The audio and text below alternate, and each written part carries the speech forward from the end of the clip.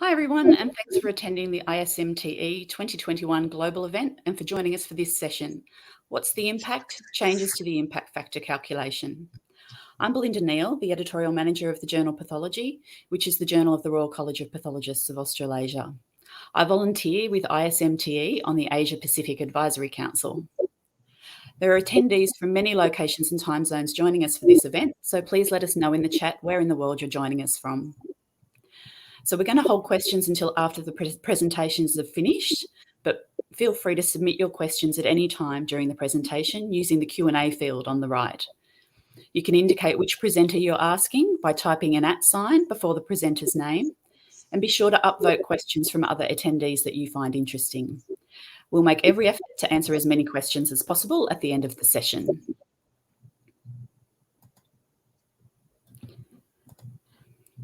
Before we get started, our thanks go to our sponsors. Please go and visit them in the partner section of our platform.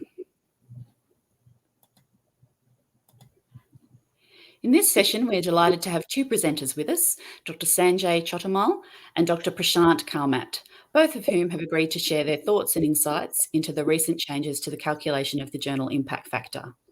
They'll give us an overview of how these changes affect editors, authors, and editorial officers, and discuss the importance of the impact factor for journals.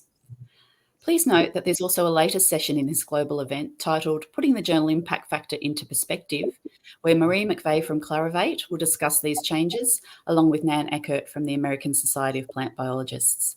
So we look forward to hearing a little more on this topic later in the meeting. I'll introduce our speakers in more depth shortly, but first I'd like to give a brief introduction explaining the changes made by Clarivate to the impact factor calculation, which will hopefully give some context for the presentations to follow.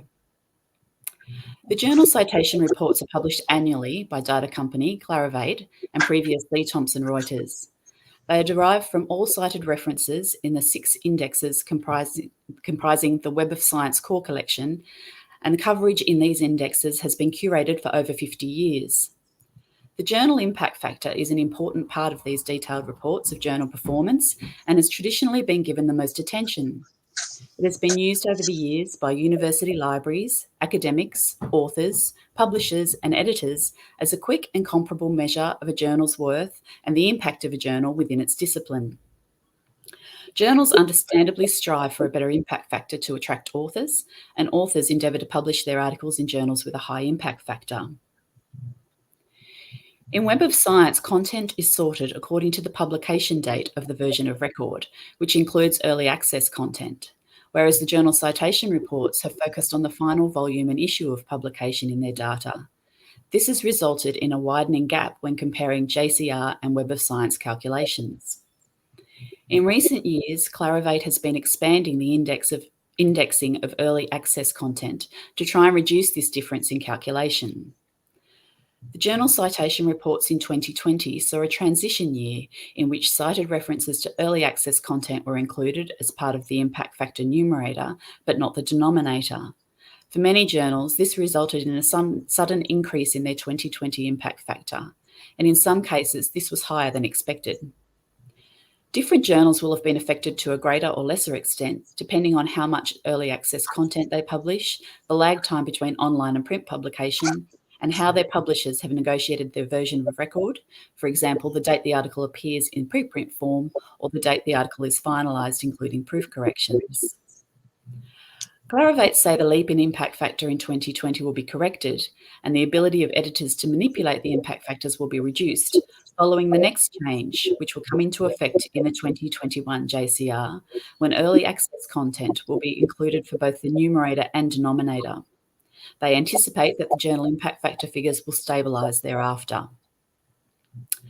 There is much to discuss in this area, and our speakers in this session have spent many hours considering the subtleties and nuances in the calculation and application of impact factors in their roles as both journal editors and authors.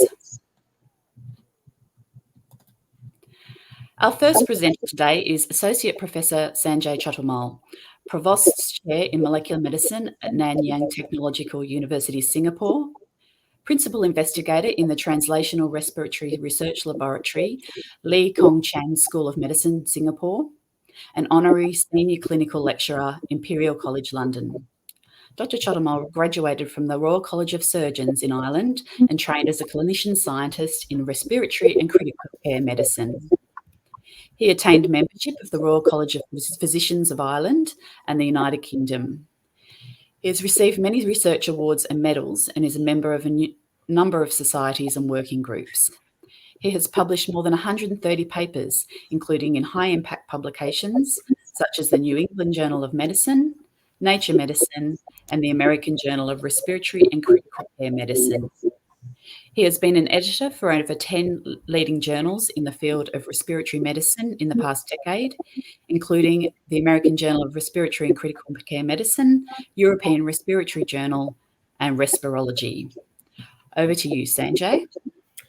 Thank you, Belinda, and good morning, good afternoon, and good evening to everybody. It's just turned 6 a.m. here in Singapore. Sanjay, your slides aren't showing. Okay. Sorry, we'll just get the slides up. Let me try that again. Okay. Do you see them now? Yes, thanks. Okay, perfect. So good morning, everybody. Nice to talk to you from Singapore. I'm going to speak over the next 20 minutes about my experience and my thoughts with regards to the impact of the new impact factor calculation. And while I'm going to pay particular attention to how it affects authors, my role as an editor at multiple journals clearly influenced my opinions in this regard. I do have to declare disclosures. I receive grants from multiple grant bodies in Singapore. I am on advisory boards for multiple pharmaceutical companies. I have sat on several Wellcome Trust UK committees, and I receive editorial stipends from the American Thoracic Society and Springer Nature for some of my editorial roles. So as I mentioned, I am first and foremost an author, and I always say my second most important job is as a peer reviewer. And I think my opinions will stem from predominantly these two roles, but it is important to mention that I do quite a significant amount of editorial work for a number of different journals, both specialist and generalist. And so my opinions that we will discuss over the next 20 minutes or so are clearly influenced by these various roles. So I guess the first point is, as authors, what do we really care about? I think we really care about choosing the best and what I call the right journal, as I tell my staff and students. And that can sometimes be a general journal versus a specialist journal. In my field, as a respiratory clinician scientist, that can be a clinical journal versus a basic science journal. What is the target audience of the journal? What's the message of the paper? And whether for the right or wrong reasons, impact factor is always brought up as a potential feature of what may influence what you're going to submit to a journal. And of course, luck is always important in peer review. We always want to plan and write the best possible paper. We want it to be original. We want it to describe something important. We want it to be clear in its objectives, sound in its methodology, have very strong analysis, very nice visualization, and really generate interest. But from an academic perspective, as I'm both a clinician and an academic, really getting and keeping a job is probably really important, especially in the early career phase, pre-tenure or tenure track, as is well known. And this is where really, I mean, authors care about this in addition to the importance of the work that they've done.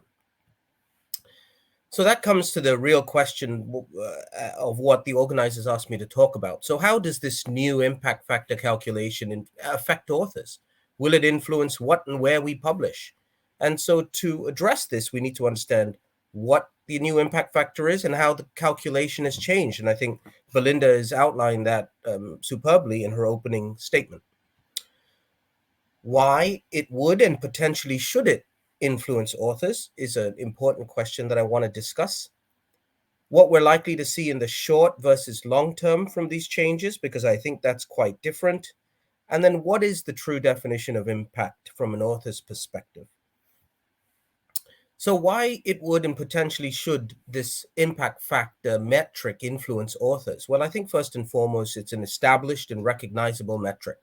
It's one that we're all familiar with. It's one that lots of our employers use, and therefore it always comes into the conversation for the right or wrong reasons. There is an assumed correlation between this metric, the impact factor, and the quality of published work. And I think the key word in this sentence is assumed correlation. As we know as editors and journal office managers, that in fact the impact factor can be grossly skewed by several very highly cited papers in a particular year in a particular journal. I think probably one of the most important reasons why it influences authors is that it is considered and continues to be so, particularly in Asia, in academic evaluation and in career opportunities. I think academic appointments, and I have a role as an assistant dean in recruiting faculty to NTU Singapore. And in academic appointments, the impact factor of the journals in which they've published is always one of the metrics by which their assessment is made. Promotion and tenure at most universities, again, quite prominent across the Asian subcontinent. Impact factor in the journals in which you've published comes into the assessment. Funding agencies do consider it, although this is changing, and I think that's a good thing, in that some of the larger funding agencies have publicly declared that they no longer consider the impact factor of the journal in which particular papers have been published in considering funding decisions. So what are we likely to see in the short term? So I think we've all accepted that this is a transition year. And what that really means in practical terms is that the 2021 release of impact factors had citations from early access records added to the numerator of the impact factor calculation, but the publication counts were excluded from the denominator. So what does that do? Well, it obviously gives you inflationary jumps in this impact factor. And what we would see probably in the short term from what I envision is that we are already seeing this early bump with this transition year. But following this, we're likely to see fluctuations to impact factors. A lot of journals have benefited from that transition year this year. And really, from an author's perspective, I think authors chasing short-term gains, those who are generally probably lesser experienced or tenure track authors, junior authors, are probably going to chase this short-term bump in impact factor.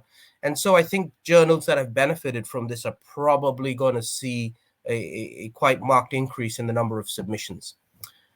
I do want to mention COVID-19. As a respiratory physician scientist, it's probably taken up most of my life over the last 2 years, but as an editor, it's also taken over my life. So I will describe this in a little more detail in the forthcoming slides. But I believe COVID-19 papers are going to cause a serious distortion for years to come. And I would urge any members of the Clarivate organization that might be in this talk here to consider this very carefully, because some impact factors from my initial calculations for some of the journals in our field are going to rise over 100. And that just seems absurd. And that is being driven by a single-digit number of papers that have been cited several thousand times. So I think this rise and fall of impact factor are going to take some time to settle.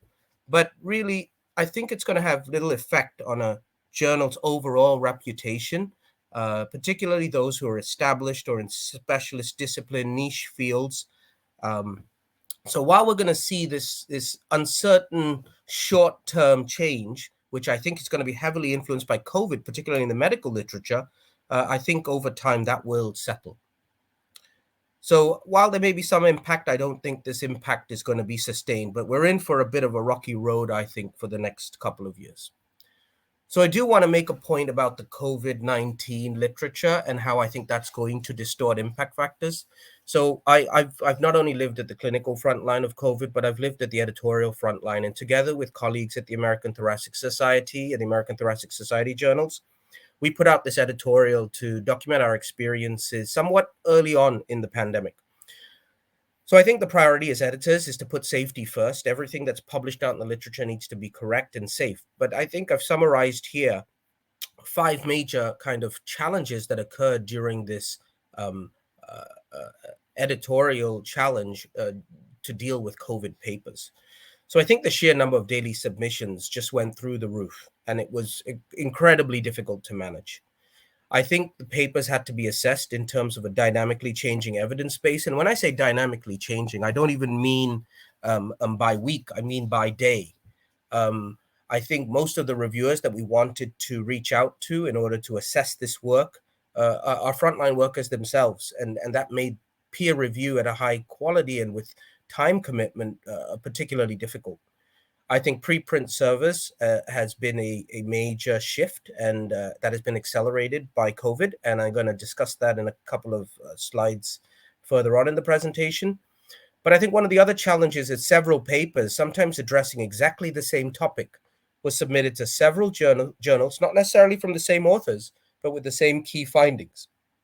And it really brought to the fore some kind of internal interjournal communication network that is really needed in times of crisis and where information hunger is at its greatest. So that kind of moves me into what we are likely to see over the longer term. I think we all accept that there is this unrelenting momentum for open science and open access among authors. We want our papers to be available. We want our papers to be accessible. We want people to be able to read them. But whether this actually translates into the reduction in value of the impact factor as a quality metric is really up for debate. And I believe, and the way I describe it to colleagues, is that I think there's a tug of war between two different groups and trains of thought. One side of that tug says that open access solves everything, and that we will leave readers to decide the impact. I mean, that is the fundamental ethos of the PLOS group of journals. Preprint servers clearly facilitate this. However, as I've mentioned, COVID-19 does have a significant influence on this. And again, I'm going to describe the preprint part of things in a subsequent slide. I think authors also do consider society versus publisher-run journals. And I have spoken to several authors that do think about this as a factor. But on the other side of the pull really, is the standardized manner that the impact factor allows you to evaluate journals across fields and disciplines for the right or wrong reasons. So I think that because it's probably easy metric to access, it's well publicized, it's been established for a number of years, it is a standardized manner. And as I've mentioned, it is useful at institutes of higher learning who really do need to compare journals from quite markedly different disciplines. So unfortunately, it still is used in career and academic decision-making, and that is the pull on one side of this tug of war. And in fact, I mean, take the pandemic again, many key papers continue to be published in high impact factor journals. Many of the papers that drive how we, the evidence base by which we treat and prevent COVID-19 are all published in the highest impact journals. So I do want to spend a minute talking about preprint and preprint service. So I think many scientists have turned to preprints to rapidly disseminate their research for the right reasons, but there are several people that are slightly skeptical. And I think we need to acknowledge both sides of this argument. I think almost 30% of preprints were cited in news articles compared to 1% pre-pandemic. So clearly, exposure of this research has been accelerated, and the open access nature of this research has been accelerated by preprint service. But there are some key concerns, and I think that they warrant note of, in that there's variable quality and a lack of peer review of everything that's posted on a preprint server. And I think while that disclaimer is made very clearly, some outlets of the media take it as confirmed data in their interpretation and publication of their news articles, which sometimes distorts the public opinion of science. So I think that there's a real issue here. I think preprint servers have also been a potential spread of misinformation and even conspiracy theories. And so we need to be very careful about that. As I've mentioned, I think the preprint aspect has been abused by the mainstream media, which I call an infodemic, which I think has probably been slightly worse than the pandemic itself, in that I think confidence in science has been somewhat questioned as a result of that preprint movement. So really, the other important point that I want to highlight is that most preprints don't actually eventually make it into the academic literature for a variety of reasons. But I think this does need to be noticed by authors, editors, as well as people who run journals, in that the preprint server is here to stay, and we just need to know how to manage it and how to appropriately interpret its use best. Funding agencies are also opening up. A couple of years ago, funding agencies would not allow you to cite preprints in your grant applications, but they are allowing it now. And I think I do agree with this particular article and Jessica Polka's statement in that the preprint direction is here to stay and is moving in a positive way. It just needs to be managed appropriately. So the question is, in this tug of war, can we convince one group of people to move from one side of the pull to the other side of the rope? And really, I want to highlight a recent example. And this example was particularly interesting, announced this year from Utrecht University, who promised to abandon all quantitative bibliometrics, including the impact factor, in their assessment of faculty. So this followed a decision by the Dutch funding body, NWO, to remove all references to journal impact factor and H-index in their application forms and calls. So this is a very interesting shift, which was met, in fact, with a lot of resistance from Dutch academics. But again, coupled to this has been DORA, which has really put out a very practical and robust way to suggest how research assessment should be performed globally in an open access way. So again, whether authors will move from one side of this tug of war to the other in terms of their thinking with important decisions from major universities such as this is really, I think time is going to tell. But there is this movement, and this Utrecht University experiment will be very interesting to follow. So this is what they put out, and in fact, I've sat on committees with the head of this open science movement at Utrecht, Frank Medema, and I've had lots of conversations with him. And I think this is a very interesting way of looking at things. In the past, as you can see here, everything is being, well, even currently, things are being looked at as individual performance, and output of faculty are being looked at by the quantity of their publications, the impact factor in the journals they've published, the funding they've received, and the H-index. And what Utrecht is proposing is, in fact, everybody has dynamic career paths, and really we need to be assessing the team effort and how open your science is, how much of implementation science you've carried out, and how well you've worked as a team. So this is a very interesting shift in academia. Will it bring more benefits, more discoveries? I think time will tell, but it definitely is a real live experiment that I think we should all watch very closely. In putting together this talk, I did come up with a couple of other points that I wanted to mention, but I think these are a mix of both being an author and an editor. And I think the editorial influence comes in is, what really constitutes that denominator? Is there inconsistency between journals in the way that denominator is calculated? And that's the reason why we see reloads of impact factors at different times. From an author perspective, with the new impact factor calculation, will it encourage more journals to publish more editorial materials to avoid them being counted in that denominator? So, for instance, would my full article be asked to be rewritten as a research letter in order for that journal to benefit from citation counts in the numerator, but not having the denominator of my research letter being counted?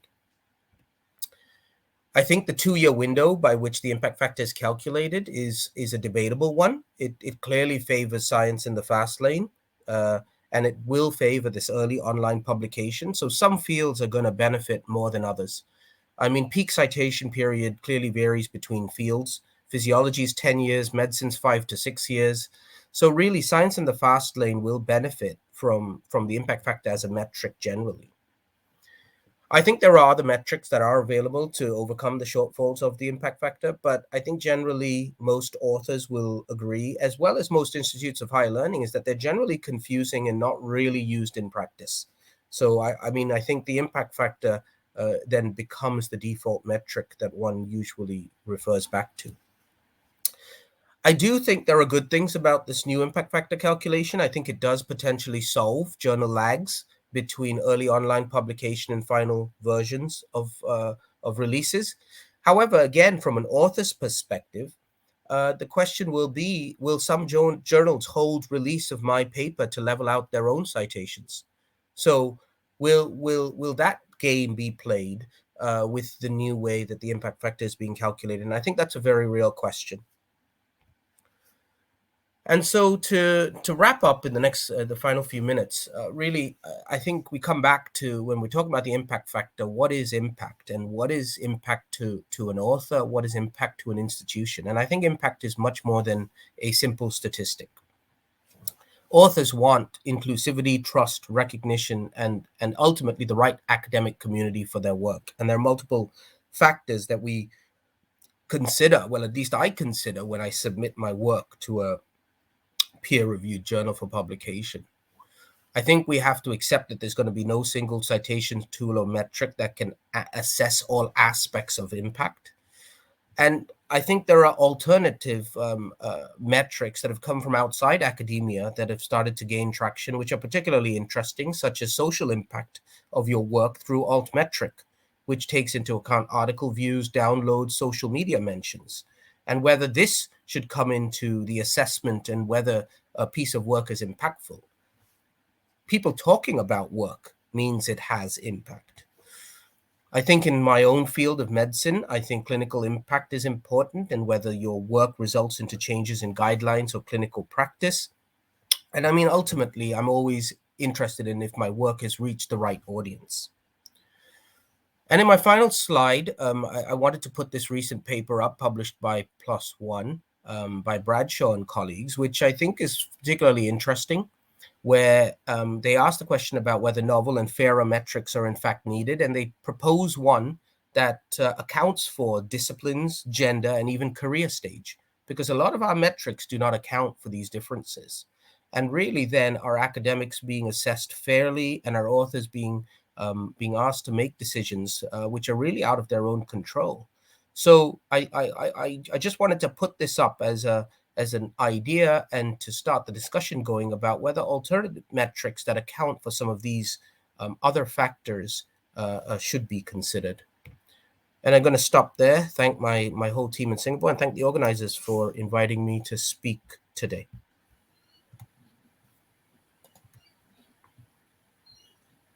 Thanks, Sanjay. We appreciate you sharing your knowledge in this area, and also for getting out of bed so early to share it with us. Our second and final presenter in this session is Dr. Prashant Karmat, who is the John A. Zahm Professor of Science in the Department of Chemistry and Biochemistry and Radiation Laboratory, and concurrent Professor, Department of Chemical and Biomolecular Engineering at the University of Notre Dame, Indiana, United States.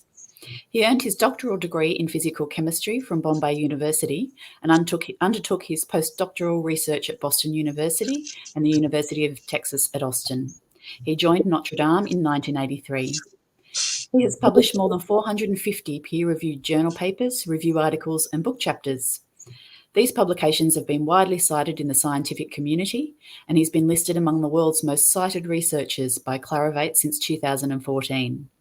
He's a Fellow of the Electrochemical Society, American Association for the Advancement of Science, and the American Chemical Society. He's a member of the advisory board for a number of journals, and is the founding editor-in-chief of ACS Energy Letters. You're good to go, Prashant. Okay. Thank you, Belinda. And again, thanks to the organizers for giving this opportunity.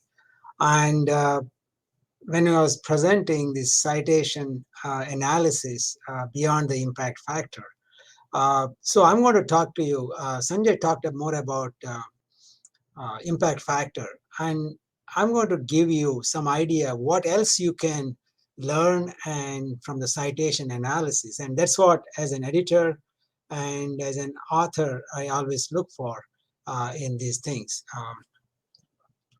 So before I proceed, I would like to introduce the ACS Energy Letters, which is a publication of ACS Publications, one of the sponsors of this conference. I took over this as a founding editor in July 2016, so it is only 5 years old. But I was lucky enough to get some very reputed authors to contribute their papers. And last year it was 23 impact factor. And again, it could be some contribution from early views also. We also take the pride in publishing very fast within about 37 days from submission to acceptance. Every year after the impact factor analysis, I just publish an editorial with some impact factor analysis, and that's what I'm going to share in the first part of my talk before going to the other one.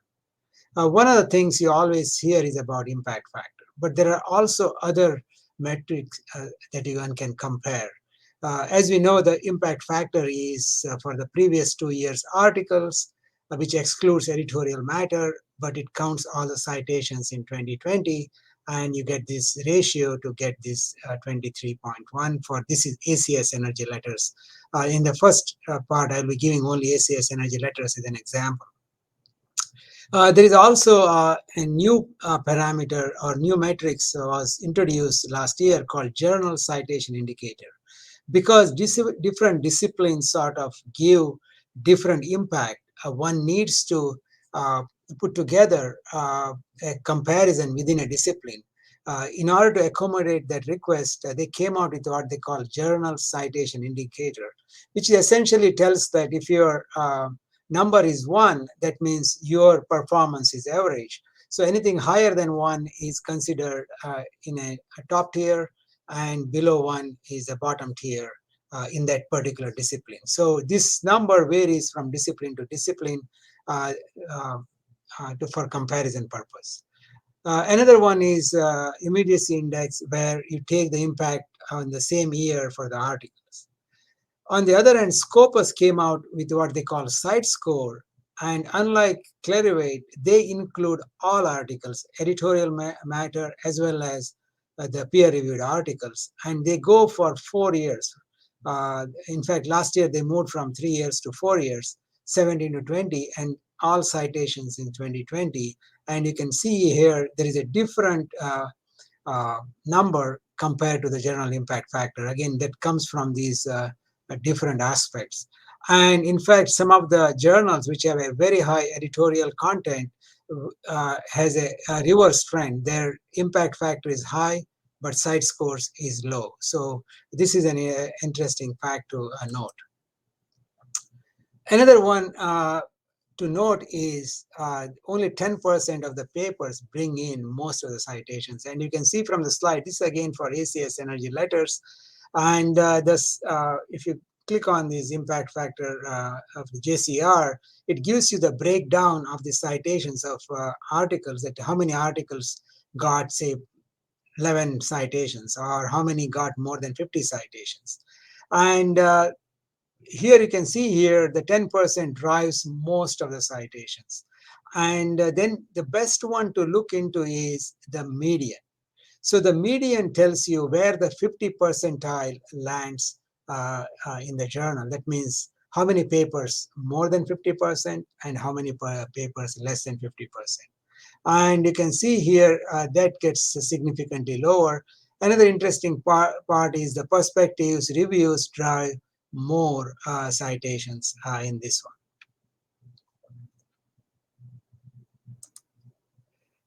Another thing, here is a comparison of some competing journals in the energy area. And again, the impact factor varies from anywhere for Nature Energy 60 to about 6 for sustainable energy and fuels. And all of these are considered leading journals in energy research. And it turns out that if you compare GIF, you get one picture. And then what you do is you also need to see how many articles they publish. For example, Nature Energy publishes 204 articles, whereas Journal of Power Sources published 2,400 articles. And that also has a significant impact in terms of the general impact factor. The article median and review median. If you see it, the review median is consistently higher for all journals as compared to the article median. So again, this is another reason why a lot of publishers go after these reviews and perspectives to get that more citations in this article. Again, that was sort of given you an example from ACS Energy letters, what citation analysis gives you the information. There's also other additional information can be extracted from this citation data. The one is evaluation of topical impact. So within the journal, you can go to the Web of Science and capture, type in different keywords and see how much citation you got in 2020 for those last 2 years.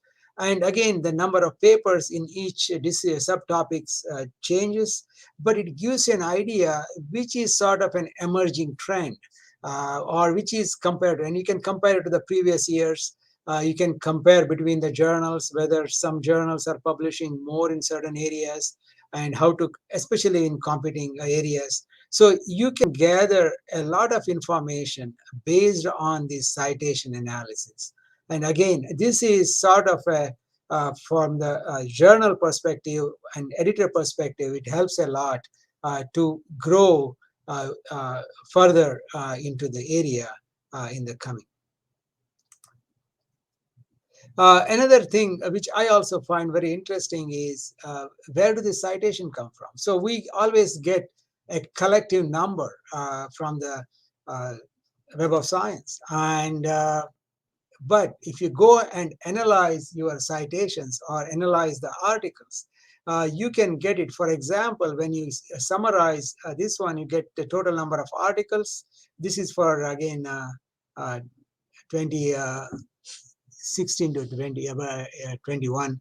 And the citing articles, and again, without self-citation, time cited, without self-citations. And in these terms, what happens is now you can click on this analysis and it tells you which article cited your papers most. And this is from China, for example, is 15,000, and whereas USA was only 5,000. How does it compare? Same way, you can go and look for journals that is citing your papers. In this case, in the ACS Energy Letters, Journal of Material Chemistry A, and also Applied Materials and Interfaces, where the most feeder in terms of citation. So why should one care? It does help editors where to focus on, and also marketing efforts, like where you need to reach out and publicize the published articles, so that's where your readership is. And or if there is no readership in other countries, you can promote those kind of a thing. So this gives some valuable input from this one. You can gather it. Another one, again, many people track these citation metrics as it grows, except Web of Science. They don't want to do this calculation themselves. They leave it to other editors. So you can do daily, weekly, or monthly basis, see the citations of your favorite journals. So here I got 5 journals, for example, been tracking down to see how their citations grow on a daily or weekly basis. And what surprises me is the early onset of this slope. So as early as April, May, you know what is the trend of citation is going to be. And that trend continues all the way until mid-January or so, and where it sort of tapers off very slowly. So based on that, you can sort of early project what your impact factor will be. It will be higher than last year or before year. Is there any surprises going to be? So just to give an example, suppose if you, at the end of September, you have a journal X has an impact factor of 17, right? So now what you do is for the citation period, it is 8 months, and you do 12 by 8 and multiply it. So you are going to get 25.287. Will it be exactly same number? No, it could be 24, it could be 26, depending upon these things. So Again, within a 5% error, you can sort of project, especially want to see where you stand with the competition and those things. So this is another exercise anybody can do. And in fact, now the site score keeps a live tab of these impacts that's going on for their site score purpose. Uh, another, Sanjay just mentioned about OA journals. And the question always been is, do OA journals draw more citations than the traditional journals? And in fact, there are several studies that have been published. Sorry, my light went off, sensor there. Okay. Many studies claim OA journals attract greater number of citations.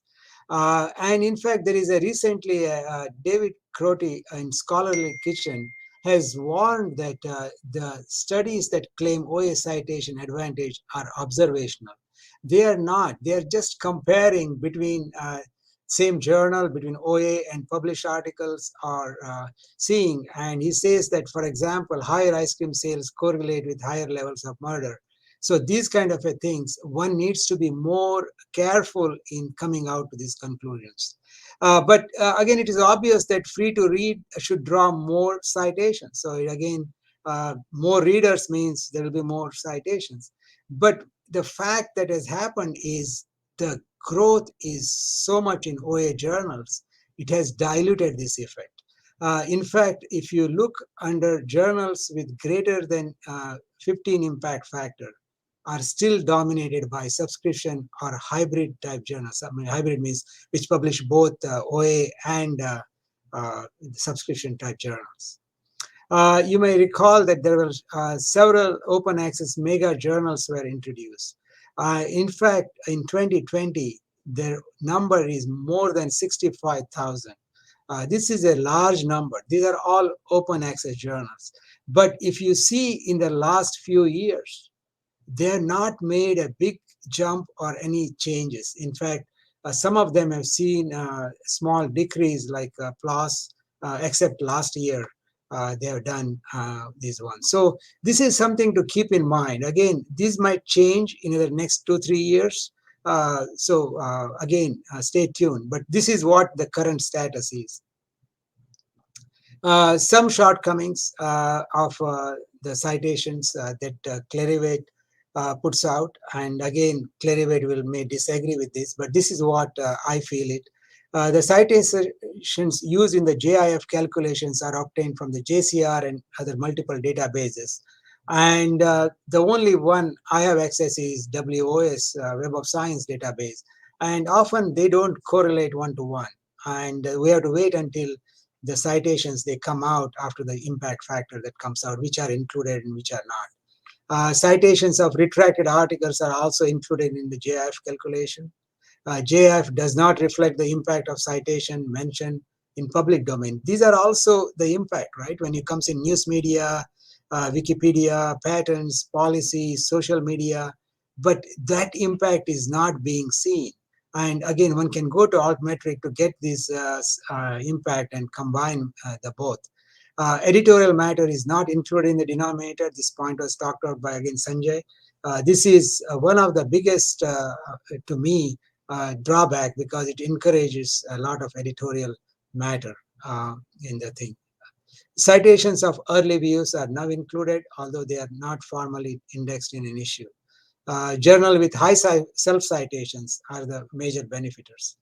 Another thing I'll notice is there are a lot of missed citations because of a wrong entry of an author or a volume, etc. And any journal, we correct, we go there and keep a tab on every time and send out the corrections, and they do correct it. But if we don't correct it, it remains a missed citations. There are myths about high impact journals. Again, this is people trying to correlate between their paper and impact, right? They all often forget that only 10% of the published papers carry majority of the citations.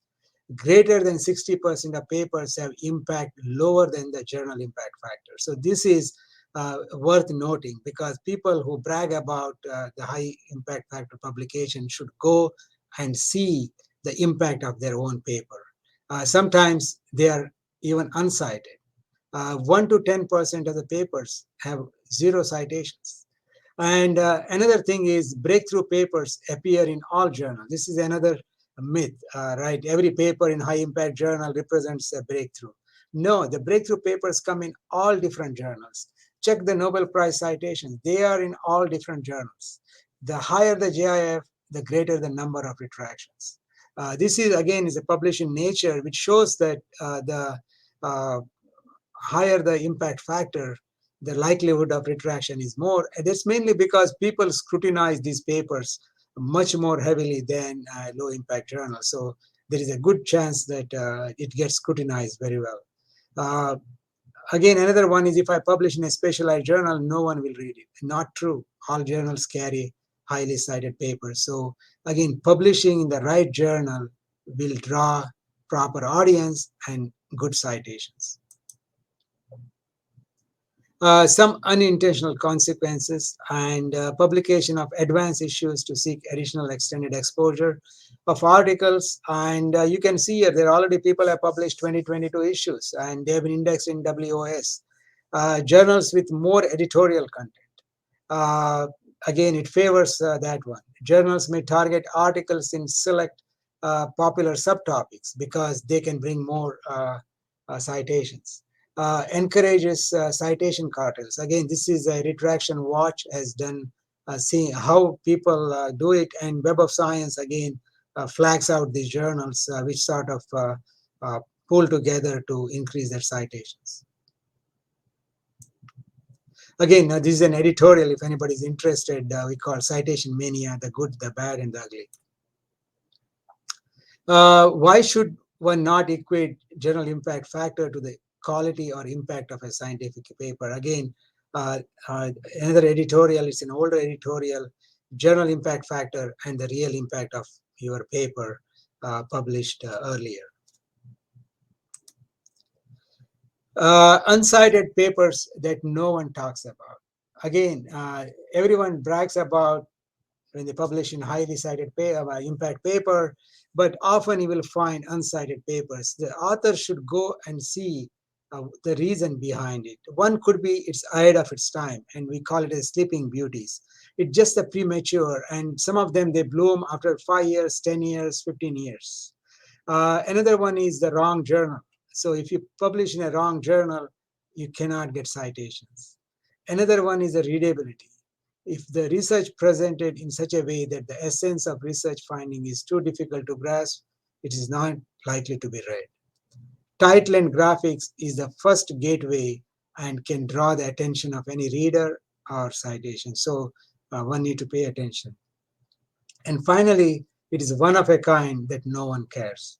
So again, these are sort of a thing just mentioned because while we talk about highly cited papers, we need to analyze also people that are not getting cited and the reasons behind it. So we can learn a lot from it too. Again, as mentioned earlier, we're talking about impact factor, but want to know uh, uh, most of the publishers, including ACS publications, are signatory of this DORA, that is San Francisco Declaration on Research Assessment, and which clearly says that the JF as calculated by Clarivate was originally created as a tool to help librarians identify journals to purchase, not as a measure of the scientific quality of research in article. And the citation distributions and the limitations include citation distributions. The properties of the journal impact factor are field specific. Now they have to come out with a journal citation indicator, which is a good thing to do. Journal impactors can be manipulated or gamed by editorial policy, and data used to calculate the journal impact factors are neither transparent available to the public. And last, but a number of recommendations they make it. So they need to eliminate the use of journal-based metrics such as journal impact factors in funding, appointment, and promotion consideration. And again, in the previous talk, it was given as an example earlier how this is coming up. The need to assess research on its own merit and not on the journal impact factor. So again, the bottom line, of the impact factor is it is for a journal to be assessed by the libraries and not by the authors for their or their administrators to evaluate a performance based on the individual author. And finally, I will leave you with this slide. This is a PhD comics cartoon. Again, just in a lighter way, the impact factor corrected is times your work is cited minus citation that actually trash your work minus times you cited yourself and other parameters. So with that, I would like to thank you for attention. Thanks, Prashant. That was a great, well, a very dense presentation. It'll take us a while to unpack that, I think. So now I'm going to ask some questions from the Q&A section. We've got one, Sanjay, I'm going to direct this one to you because it popped up in your session. From Jennifer, who says some universities are looking at other forms of metrics when looking at promotion, tenure, and so forth. Are authors looking at other aspects outside of the impact factor when looking to submit to a journal? And if so, which metrics? I'm going to try and address it from an author's perspective, but I'll be very keen to let Prashant talk about this too, as he spoke about alternate metrics. I think CiteScore is gaining some traction. It is lesser used in general. There are groups of authors I've spoken to that really have never really used it and don't really even understand how it's calculated. I think, as Prashant explained very well, that's changed to 4 years now. It considers all the document types in its numerator and denominator. So I think it is a fairer way, and it is an alternate metric. Source normalized impact per paper, or SNIP, is another one. But I think the problem with all of these alternate metrics is that people can't keep up with how exactly they're calculated, what that means for me. And I think they're going to be driven by how am I going to be assessed from an author's perspective. So, I mean, personally, the way I choose a journal is the audience. If it's the right audience, I think it will be read and it will be useful to that community. But we do have to accept that employment situations necessitate that we do have to consider sometimes the metrics in the areas that we publish in. I mean, I would like to ask Prashant to comment on alternate metrics as well, because I think he covered that very well in his talk. No, again, this impact factor or site score or journal citation indicator is a metrics to evaluate a journal and not evaluate a research paper or an author. So that is number one, all administrators should realize. And again, it's a chicken and egg story. If you publish in a higher impact journal, it is likely to get more read and more cited, so that indirectly benefits an author. So that's why, and also a lot of universities and organizations take care of that. Okay, I'm not going to name it, but if you publish in XYZ journals, then there is a special bonus for you, or they think that because of that, their ranking goes up and numbers. So they indirectly influence authors to go that route. And I think it is nice to see in Europe, it is taking a foothold, not to bring pressure on authors. In my opinion, good research, if you publish in the right journal, it stands out, no matter which journal you publish. And I can prove that from my own papers. And I publish, we always ask, which will be the best journal? And it gets mostly read. So that's where the administrators should consider and not encourage this crazy impact factor later. So what people do is now they publish it to the top one, and then they go down, go down, go down. So finally, ultimately, every written paper gets published somewhere. Thank you. I've got another question here from Anka, who says the Web of Science also ranks journals within their field. Should more authors pay attention to the impact factor in combination with its ranking? Yeah, that's a journal citation indicator they are made for each discipline. So I think there, again, I cannot speak for Clarivate.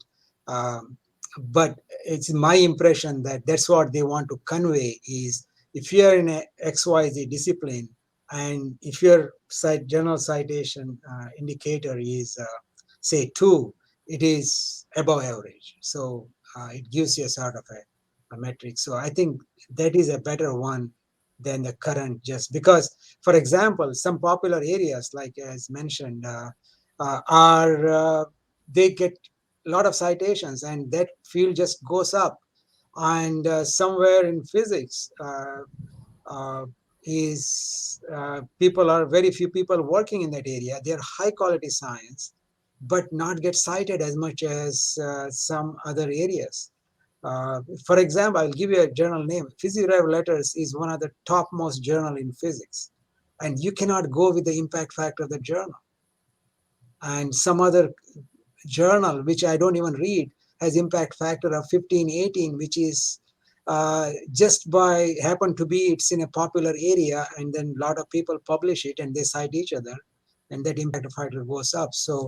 Uh, so one needs to take into the discipline and its standing within the discipline. I think the peers in the things can decide. I'm a physical chemist, and within the physical chemistry, if you publish in physical chemistry journals, Journal of Chemical Physics, we consider it as one of the best performers, irrespective of the impact factor. Okay, I think we've got time just for one more quick question. Sanjay, I was actually going to ask you about COVID because I know you've been very involved in that, and that's the topic of the moment. And I was going to ask you if you thought it had made a difference to the impact factor in journals. But I noticed in your talk, you said that it might boost some journals to over 100 for their impact factor, which is pretty extraordinary. Obviously, that's a bit of a blip for now. But do you think, and it do you think it'll only be in infectious disease and virology journals, or do you think it'll be across the board that we'll see a bit of a rise? That's an excellent question. I think the COVID impact on impact factors is going to be as unpredictable as the virus itself. But I think what's certain, as is with the virus, is that it's going to have some effect, and it's going to have quite dramatic effect. For example, in the fields that I work in, so I think there's a set of papers that came out particularly early on in the pandemic that literally was cited by virtually every paper that followed. So, I mean, there are some that have several thousand citations already over the last year.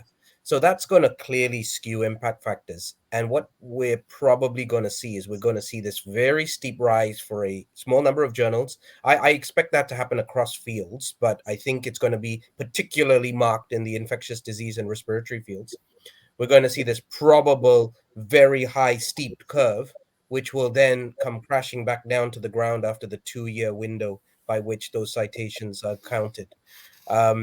Now, whether it comes crashing down slowly or more quickly really depends on the virus itself and how the academic literature with regards to the virus continues. So I think for now, that would be my view in terms of COVID, but I think it's going to have a distorting effect. And I mean, there's discussions at some of the journals I work with in that should there be an impact factor calculated with and without COVID? I'm sure Clarivate wouldn't be supportive of that, but I mean, it would take away this distortion that we're going to have to live with for a number of years. The article median is a good parameter because 1 or 2 cannot skew it. If you take the article median, I don't know why we are not going after article median. That really tells more about the journal. Okay, well, I think we're going to have to leave it there. We've run to time. So thank you very much for attending, everyone, and to our presenters, Dr. Sanjay Chottomal and Dr. Prashant Kamath. We'd like to stay connected with you, so please use our hashtag ISMTE Global. And we look forward to seeing you at the next session, which is speed networking, and then the one following on COVID-19, which we've segued into beautifully. So thanks, everyone. Bye-bye. Thank you. Thank you.